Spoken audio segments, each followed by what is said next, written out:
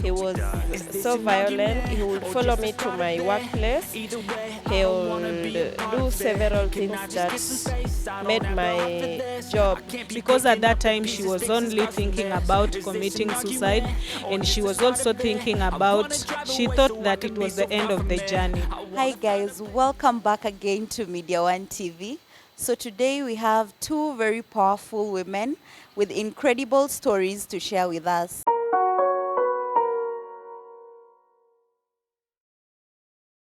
So let's start from my left. You can just introduce yourself. Thank you. I'm Diolence Oyo from Kisumu. Thank you. And to my right, you can also introduce yourself. Thank you so much. My name is Lilian Magero from Kisumu. Yeah. So Diolence, you can just start with you. You can just give us your story and how your life has been so far till now. Thank you. My life as at now, I can say that I'm not badly off as compared to my life in the past.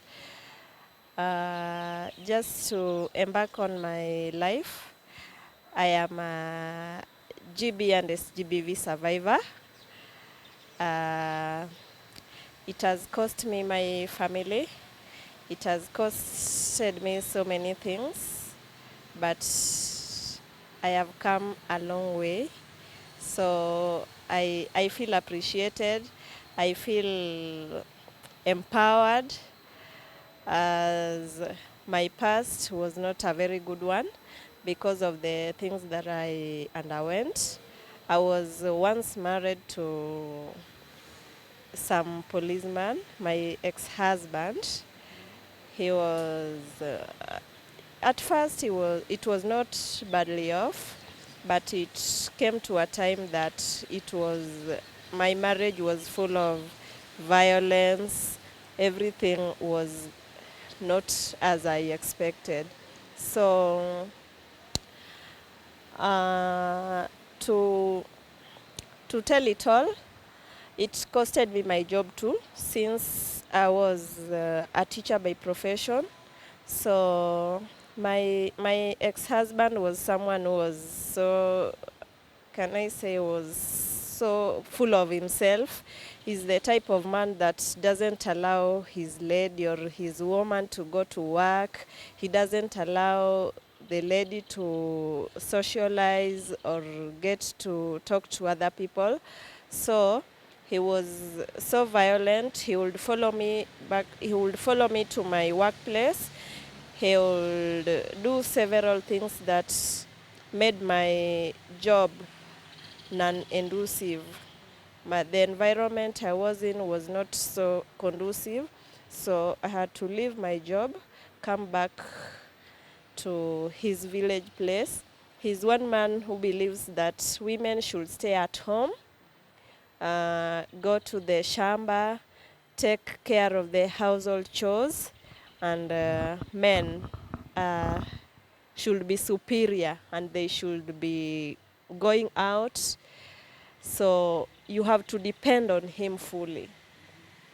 So he's one man who believed on that, but I felt that it was not good on me.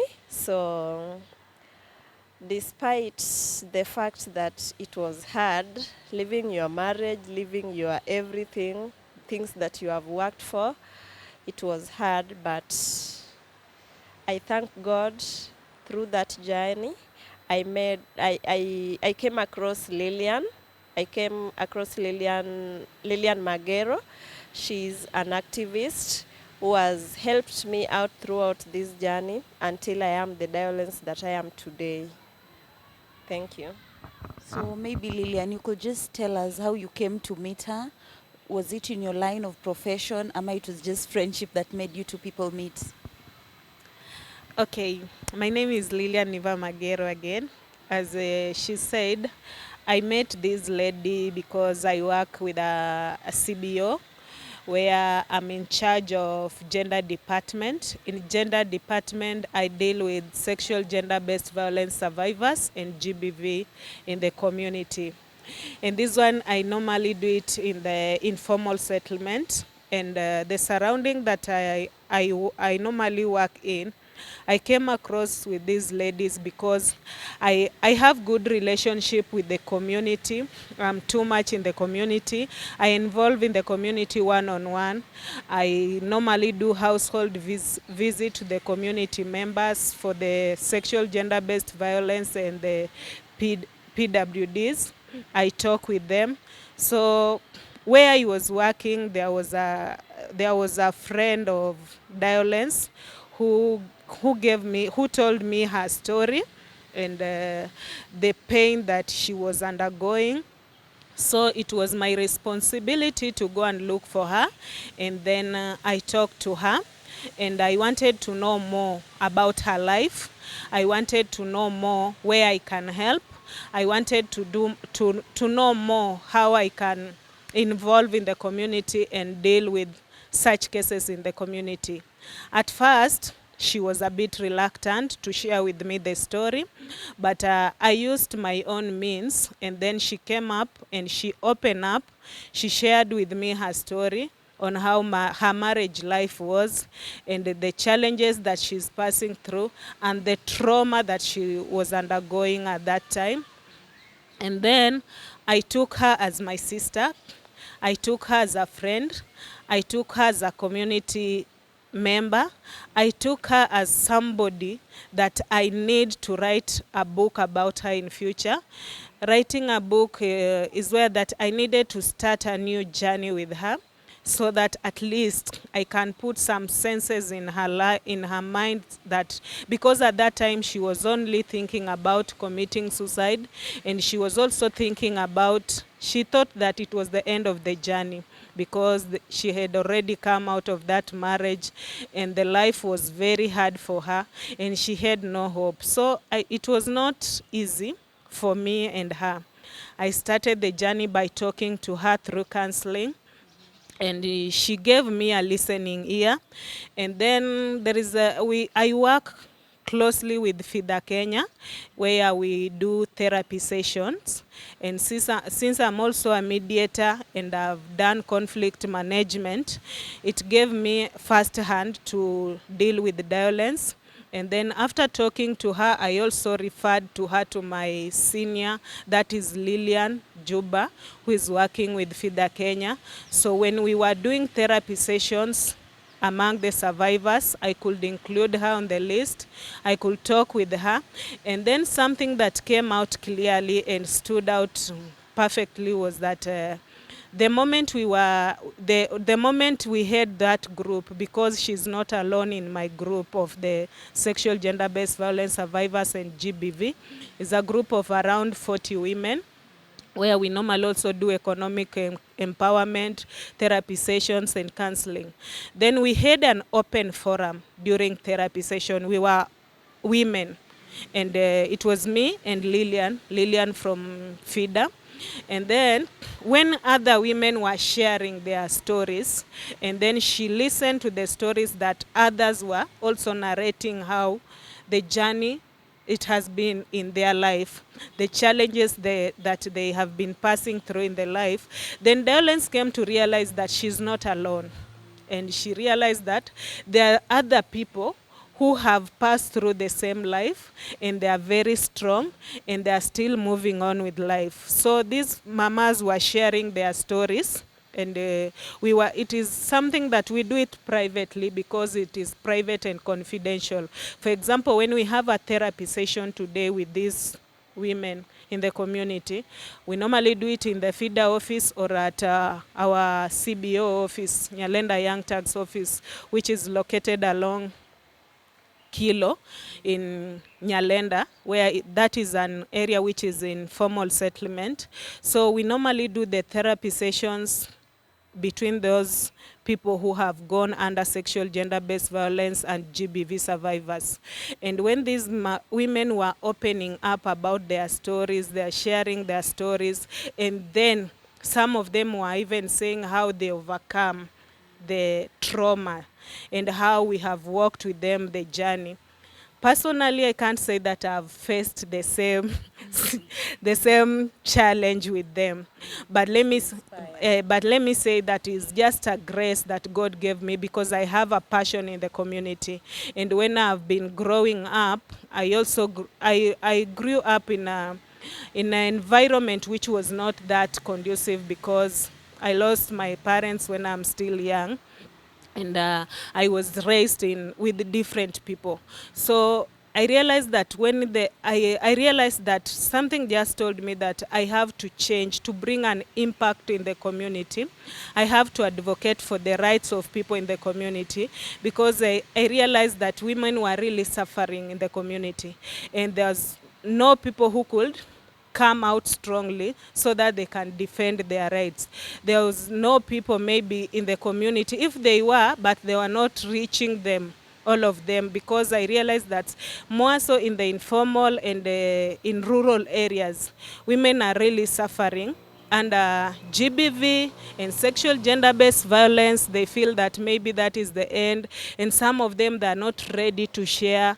So when we get that it is like a platform where we share they share their stories.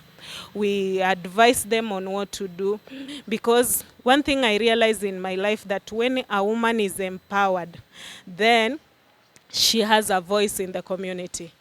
Any woman who is empowered in the society, she makes the world better than it was. And when any woman is empowered in the community or in the society, and more so, I'm talking about the rural areas, I'm talking about the informal settlements, because they normally go through a lot, but they cannot speak out because somebody's maybe, let me use the case of violence because we are with her here. And as she's ready to, she's sharing her story and the journey, the way Dolens was thinking that the man was beating her. The man was really frustrating her. Then he was like, I cannot leave this marriage, or I cannot report this man because he's a police officer.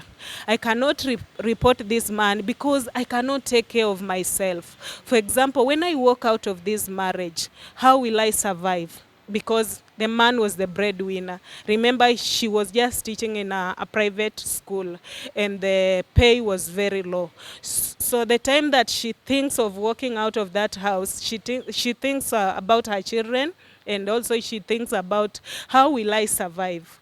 But when she's empowered, at least there's that respect between a husband and a wife. For example, if you take a village woman who wakes up in the morning and then she waits at the door waiting for the man to provide, and the woman who normally wakes up in the morning and she goes somewhere to work, or she has even a business somewhere, whereby at the end of the day when she's back in the house, she can even take care of 1, 2, 3 in the house. You realize that between the two, there's respect. And more so, I'm talking about African men. When they realize that they are providing everything for you, that's why you'll see that we have high rise of GBV cases.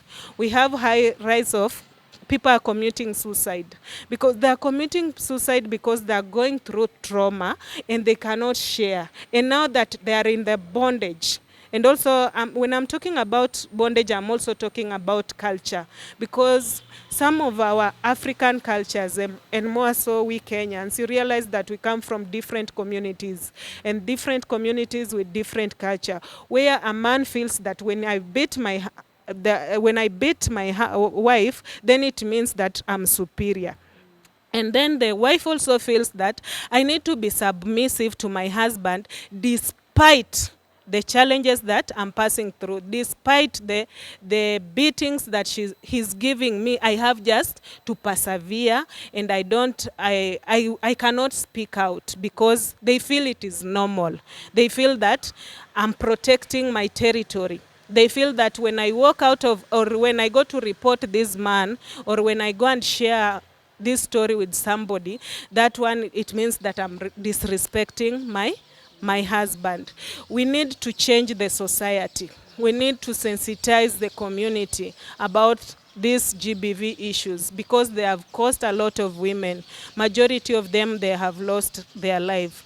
So at least I need her to elaborate more on her journey about what she has passed through, so that other women who are out there, when they listen to her conversation, because she's a victim of GBV, whereby when she speaks out and tell the whole world what she has gone through and how she has come out strongly, at least it will pave way for more people in the community who are passing through the same trauma, but they are very quiet.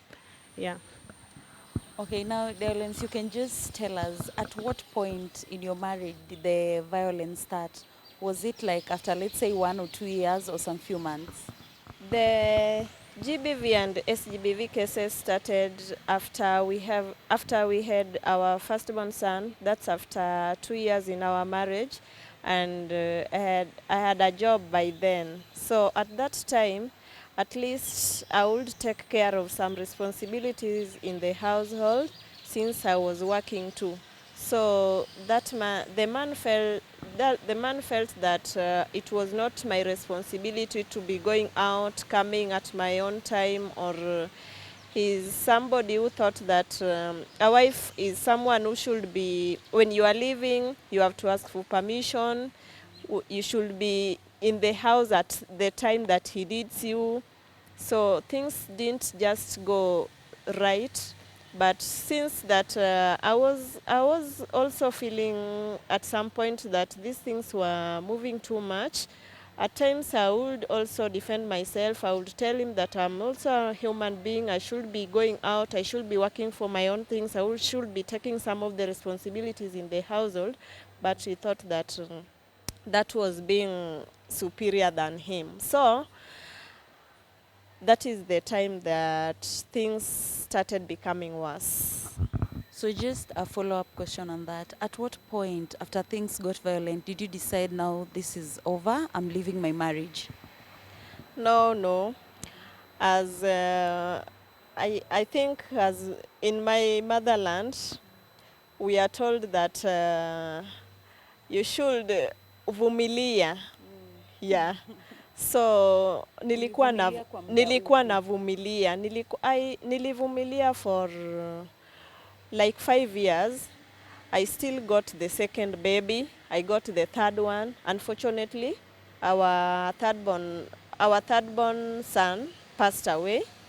And then after the burial of my son, that is when I thought that I should stand on my own. There are things I should change, and there are things I should do on my own. Okay, now Lillian has just spoken about counseling and being trauma-informed. You are being provided with trauma-informed care. Could you say that that counseling benefited you a lot, and how did you come to know of their counseling sessions? Okay, the counseling sessions and the therapy sessions that Lillian engaged me into has really helped me. They have helped me a lot. Without them, I wouldn't be here now. I would be nobody. I wouldn't be free to share what I'm sharing now, because now I feel empowered. I feel like I'm myself. I'm in control of what I speak, and nobody can take control of my life. So the therapy sessions, the counselings, they have really helped me, because I can now come out, I can now share with fellow women, I can share with girls who go through the things that I went through, women that are going through the things that I went through.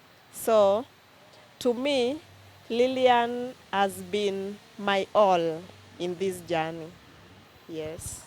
So Lillian, about the counseling sessions, do you have like specific timelines or specific people depending on what you've been going through?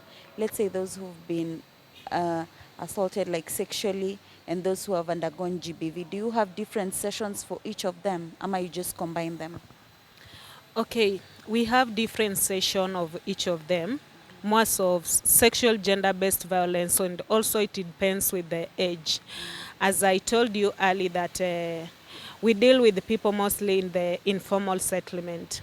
And in informal settlement, it is quite pathetic, but that it is we have high rise of big numbers of children below the age of 18 who have been violated, and most of them they're pregnant. Some of them have already delivered, and we came to realize that most of them have been passing through these traumas, and the perpetrators are just comfortably walking. Now, under the sexual gender-based violence policy that was implemented, and the county, through the support of the county government of Kisumu, and the support of FIDA Kenya, of Kisumu office, and also we have GBV office under Kisumu County, and other CSOs and stakeholders. We have been able to walk this journey together, because it comes a time where we get these reports where you get that a girl has been violated.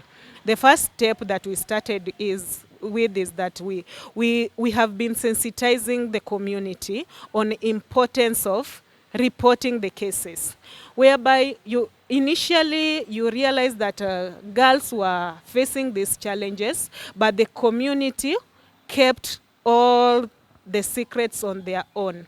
Because of the threats, people could not come out to speak, because when you are coming from a vulnerable household, you realize that these mothers and the fathers and those from those households, they were like, I cannot go to report that case because I don't have money. How will I pay my lawyer? How will I do 1, 2, 3? And how will the community feel when I go to report somebody, maybe whom we are related with? So through these CSOs and the other stakeholders and the support from the county government of Kisumu, we came up with a system whereby when they report these cases to us, the first thing we do, we take that child or that girl in the hospital. Why am I saying taking the girl in the hospital? Because we need evidence. We sensitize the community on importance of keeping evidence intact, whereby when a girl has been defiled, when a girl has been raped, you take the child the way she is in the hospital. And we also talk to these young girls and the adolescent girls, and we have also talked to the parents, we have also talked to the community members, we have also talked to chiefs on the importance of making sure that when the girl has been violated, let her go to the hospital the way she is. We have Just a quick question, Lillian. So like your way of sensitization to the community is education and awareness. Do you also educate those that are older than 18 years of age, because they also undergo the same? Yeah, that's why I'm talking about community sensitization. When we do community sensitization and community dialogue, we look all people from the community, all ages. We have also old people. That's why we are talking about the police officers. We are talking about the community members. We also have the elderly in the community. We also have like people like Mayumba Kumi, the chief. We also have like the sub-chief in the community, because they need to be aware on this. Why am I saying that we have been sensitizing these people? Because we realize that when we were interacting with these survivors, most of them were coming up with the stories where somebody said that I was raped, but I could not report because I was told with maybe one of the elderly in our community, or maybe with one of my relatives, that when I go to report this case, then it means that is the end of me. Maybe my school fees will not be paid. Maybe let me talk a case whereby this girl is staying in a household whereby maybe she's being the school fees, the father is the one, the uncle is the one paying the school fees of this girl. Then the uncle take an advantage of defiling the girl because she's the one supporting her. Do you think that it was possible for these girls to go and report? They could not report. They'll keep quiet because they feel when I go to report such a case, then it means that is the end of me. They'll not pay my school fees. Maybe they'll not support me. Also, we are talking about this woman who is in the community. This woman is vulnerable. She depends on her husband on everything. And you realize that maybe she was married with a daughter, and that daughter is not biological child to the husband that she's staying with in that house. Then the husband is taking an advantage of that child, is taking an advantage of that child whereby she rapes that, she defiled the girl, and then the girl is quiet. And maybe when the girl is share the same story with the mother, and the mother says that you are not going to tell anybody because this is your father, she's the one who is providing. Why is this woman saying that? Because this woman feels that when I go to report my husband, then I will not get any support. And you know, she's not even remembering that this trauma that this child is going to go through, it will be for entire life. This girl is going to be traumatized. Some of them are infected with the HIV/AIDS. Some of them they get early pregnancy. I think you have heard more about Kisumu and more Sonyalenda, whereby we have a high rise of teenage pregnancy. And we need to ask ourselves, why do we have high rise of teenage pregnancy in Kisumu and other counties compared to other counties? We need to ask ourselves such questions also. Yeah. And maybe could you just tell us like what is like your driving force each day so that you can come and help these survivors, especially through that counseling? What drives you to start counseling them? What drove me to start counseling them is that I felt that that they were going through a lot. And I came to realize this even when I was dealing with the street boys, where they were telling me that we normally go through a lot, but we have nobody to share with. And another thing that made me to at least come out and help people.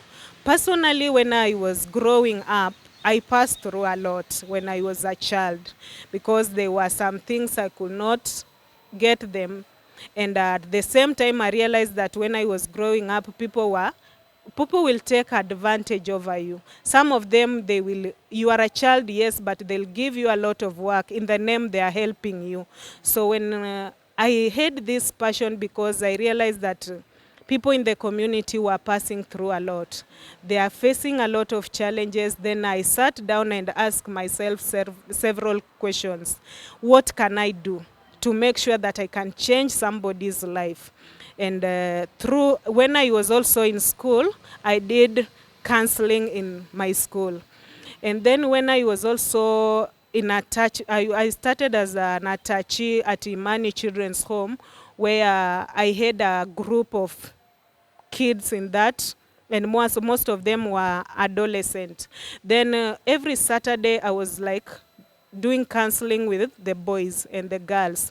Then I realized that after talking to these teenage boys and girls, some of them were improving on their lifestyles, and some of them could go and tell my boss, that the woman who was in charge of the institution, that is a children's home, that we have been passing through this and this, but Auntie Lillian has supported us on this and this, and now at least we have overcome this. Yeah. And Delens, maybe you could just tell us that through these counseling sessions, were you empowered, and as where you're at now, do you feel at a better place? Yes, through these counseling sessions, I came to a rescue because back then I was so bitter. I was so bitter even when I tried going back to school to have my profession on the go. I found myself that I was so bitter with the kids, I was so bitter with the colleagues, I was so bitter with everyone. But because of these counseling sessions, I'm now back to my senses. I am okay. I'm just like everybody. And then the mentorship programs has also helped me a lot because through the economic empowerment, I had some money. I started my small business, so at least I can take care of myself. I can support myself. So it is not easy to heal. You cannot heal at once, but the process it is not a very smooth one. But I thank God I am at some place. I'm not like I used to be like before. And now that you've said about economic empowerment, you were empowered while you were at the trauma informed care, or were you just empowered kivyako, or you were empowered as a group? Just like Lillian said, we are group of women. We are about 40.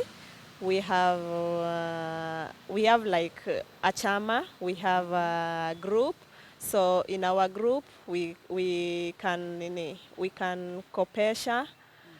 You can kopesha. You start your a small business, and then it has helped not me alone, but in that group, it has helped several people, and so women in my group, most of them are empowered.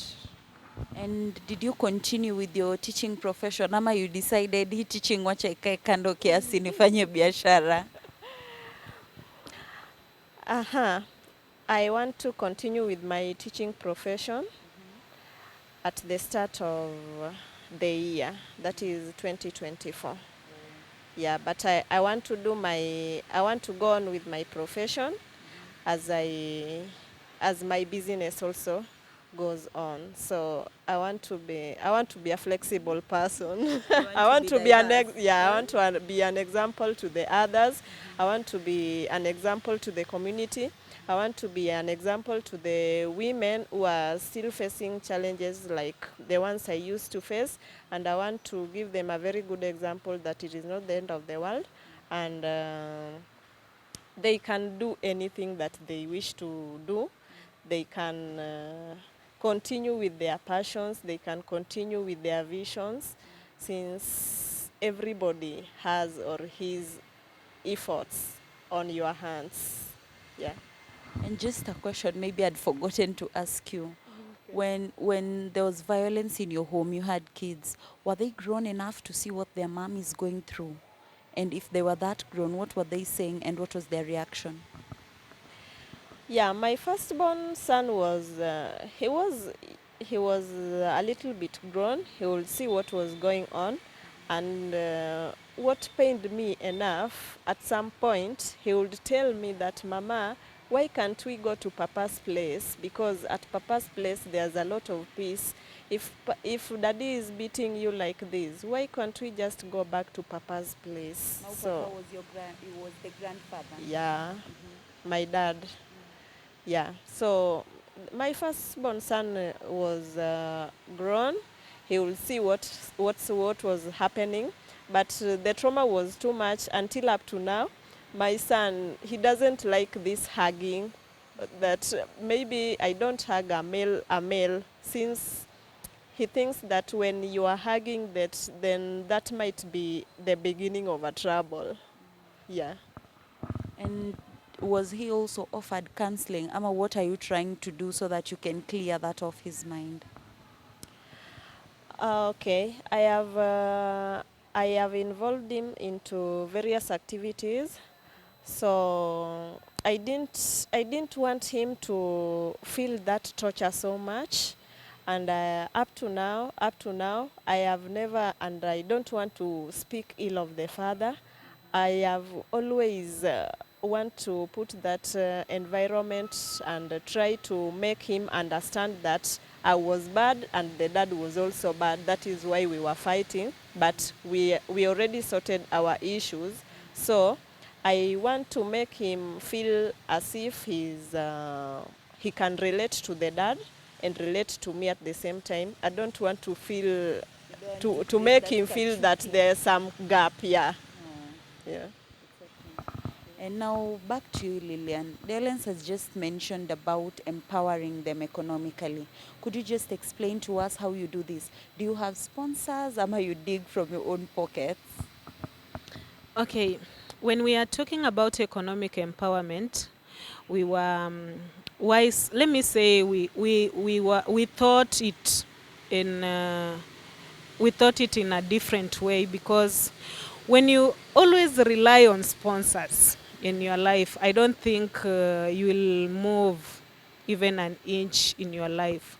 We realize that we need to come up with something to support them, so that at the end of the day they can keep moving.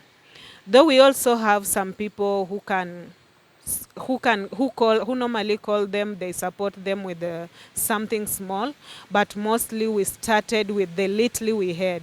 When I talk about the little we had is whereby we realized that we were asking ourselves this question.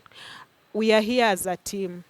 Everybody, when you are going back to your house, at least you normally get a meal. Even if it is not every day, but at least you can afford a meal. So what can we do? We started asking ourselves this question amongst ourselves, and everybody was coming up with an idea. Some of them said that we can start constructing even a kitchen garden, whereby we construct a small kitchen garden. Some of them say that we can start rearing of chicken, whereby somebody can start with something small that he has, that a small place. You can start with the rearing of kitchen. For example, when today you come with the 2, tomorrow you can, after 3 weeks, you can come with 4. And where maybe you may ask me that you may focus on capital, and some of them were also discussing on small business as she has just started. We came up with something we call a table banking, and we realized that at least every woman in that group, when she was going back at home, she come across even 20 bob or 50 bob. So we started saving the little amount that they normally get. Anything small that you have, you save. Then through those savings, we realized that at the end of the year, everybody was having his or her cash on the bank account. So when we withdraw that amount, then everybody was given her share. And after giving everyone her share, we came up with the strict measures whereby the rule was that with this amount, we need to sit down and you tell us what you want to do. Maybe if you are good at dressmaking, it's okay. We can organize, you go and do that. If you are good at maybe salon, because we have some of them who are salonists along Nyalenda. I have around 6 of them who are salonists, everybody with her salon. And we have some we have something we call like peanut butter. They're making peanut butter. So now that I had also good relationship with I have some friends from Uganda who are selling these groundnuts. So some of them could bring for them groundnuts, and then they make those peanut butter. After selling, then we give them cash, and the shares that also they have distributed amongst themselves. Everybody started her own business according to her choice. And we also discussed about the business and all that. We were also providing support, like this one and this one can work. This one, for example, if you want your business to be successful, you have to have records of everything that you do within a business. And I came to realize that through their savings and everything, everybody right now is doing something. We don't have somebody who is an idol. That's why you are seeing Diolence is very smart. I say that I don't want to be smart, for example, because I love myself also. I don't want to be walking outside when I'm dressed up nicely, and yet my survivors are suffering. So when I had to also empower them and tell them that as much as you are opening your business, this table banking and saving will just continue. So up to date, anything small that every Thursday, they normally do their shares on, or their savings on every Thursday. So every Thursday you come up with something small, you put to the account. You put on your own account, and also they have the account that they are putting, they are saving, the whole of them as a group. So that one has really helped me and has also helped them. And when I walk outside and I feel someone is saying, like the way she's saying today, we have also another one, is called Nora, telling the whole world that at least I'm empowered. You know, it keeps me moving. It makes me also proud. It makes me also to go deep to the community, to look for those maybe who are feeling that the world cannot move without this and this happening. Yeah. And maybe just to wind up our interview, Diolens, what word do you have to say to those who are like experiencing the journey that you went through? Maybe a word for them. Okay, first I have a word to the society. Please help those who are facing GBV and SGBV cases. Do not isolate them. Do not talk ill of them. They are really facing a lot. They really need your support. If someone is if someone is leaving her house because of these cases, please support, because it might cause death. Let us support these people so that the lives can continue in case of losing their lives. And then to the women who might be facing this kind of GBV and SGBV, I am humbly and asking you to share out your troubles. You might not share to everybody, but just one trusted friend might help you reach your destination where your story needs to lead so that you get your help. Give us your concluding statement as we wind up this interview. My regards goes to the EAC, Youth Fellowship organizers, that took place in Arusha, Tanzania, because they created an impact in my life. I came to realize that leadership requires integrity and values. And I also urge our leaders, and more so in Kenya and Africa, that may we come together and give opportunities, create opportunities to our youths. And also youths, you need to wake up and grab these opportunities in our country. And all women, we need to fight for our rights, and we need to advocate for the rights and space for women in our community and society. Thank you. And guys, as we've heard from them, women, fight for your rights. Do not forget to like, share, comment, and subscribe to this channel at Media One International.